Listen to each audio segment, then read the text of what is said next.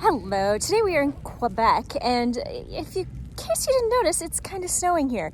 And we've had a lot of snow here, and in fact our experience with Michelin was delayed a little bit because we couldn't get up the mountain to come to the track to drive in the snow. What they're doing is they've brought us up here to Michelin X-Ice, I think I said that right, maybe.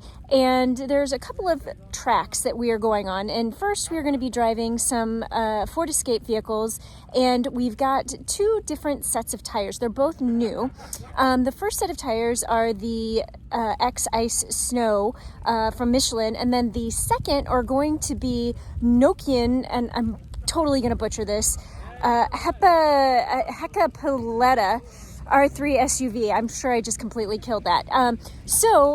But they're both new, and we're driving a little bit of a slalom course, and there's a nice swooshing carousel corner, and then we will see how they compare. So this is the first exercise we're doing, so stay tuned. I found the new X-Ice Snow tires to be fairly competent on the handling course up to 25 miles per hour. There was some slip, but we were driving in extreme ice and snow, so I'd expect nothing less. Then we switched to the Nokian Hecapoletta R3 SUV tires. A little bit more slip there.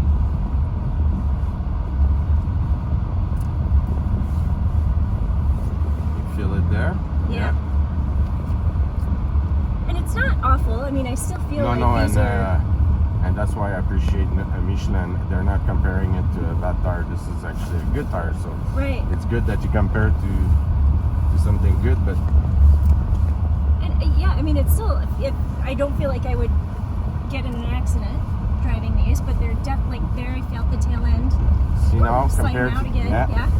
So if you remember with the Michelin, you didn't have to go hand over hand, and then that time you had to kind of let go the hand. So that was the push, that was the understeer. It took longer for the tire to start to regain grip. Yes. Here, I don't know if you feel it like me, but this is one area, especially on this course, where I could start to feel that the rear tires are getting loose faster than the Michelin. And it's not a lot, but it's just enough that you can notice it.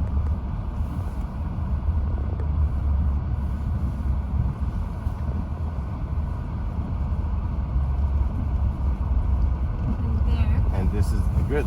This is the other area where I feel like we notice that the understeer starts, but it doesn't recover as fast. Still in the same new tires on the Escapes, we next moved to a deep snow course.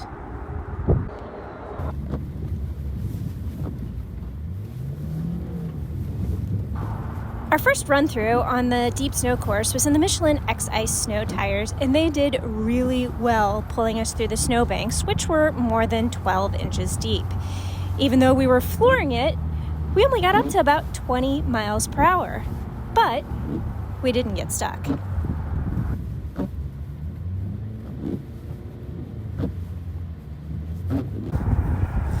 Spoiler alert, we didn't get stuck in the Nokians either, but it was close. I didn't feel as confident, and I definitely felt the tires work harder. The end result? Both tires are good, but I felt more confident in the Michelins. Now at this point we have switched courses, and we are now in Hyundai Elantras, which is a front-wheel drive vehicle, and we are using worn tires. So still the original Michelin X-Ice Snow, but now on these tires, or on these vehicles, we have Bliss X. And they've all been worn down to 4/30 seconds. You can very much tell a difference between the two tires. And one of the things that Michelin has going for it is the fact that the stripes and grooves go all the way through, all the way down. And they were telling us last night in the presentation that you can actually drive on these tires all the way down to 2:30 seconds. You can see right now is a vehicle coming behind me going through a slalom. And this is supposed to be the ice course, but because we have so much snow, there's a little bit of snow. And so one of the interesting things that I noticed is that in the first tires, they were gripping even on the ice when we were hitting the ice, but in the Blizzaks, when we were going through, it ended up sliding until it hit the snow, and then it fit into the snow and you had the traction again. So I could definitely tell a difference between the Blizzaks and the Michelin, and while the Blizzaks aren't bad, the Michelin, they're just better. Similar to the escape exercises, we switched from a handling course to a deep snow course using the Sonatas and the same worn Michelin and Bridgestone tires. It's a lot of snow, so you get the feeling for it. You know, you judge by your feeling, but you also want to judge by tools such as traction control. The more the traction control light flickers, the more the system works. That means the tires are not gripping as much. Okay, so now once we get going, we're really gonna hit it hard. So I'm completely flat out on the gas. It might feel insane, but then the snow gets deep and it slows it down. Right. Remember, these tires are quite worn. So here again, it's all about seeing how the tire, in this case, pulls us out. Right. Pulls us. I mean, if you look how much snow that is, Yeah. it's quite amazing that 432nd tires, such worn tires, would drive. Yeah. Now going through deep snow in a front-wheel drive vehicle on worn tires, it got a bit sketchier. Spoiler alert, we still didn't get stuck, but we did have to pull out of the banks and onto packed snow more frequently. The X-Ice Snow tires felt like they were shoveling the snow away from the tires better and faster than the Blizzaks. As we mentioned earlier, a big part of that is due to the fact that the X-Ice Snow tires have grooves and sipes down past 432nds, and the Blizzaks do not. Michelin also uses the winter rubber compound all the way through. At the end of the day, the biggest lesson learned was that tread patterns and rubber compounds matter, especially as tires wear. In all of the tests, the Michelin X-Ice Snow tires stopped faster, bit into ice better, and pushed through the snow more confidently than its competitors.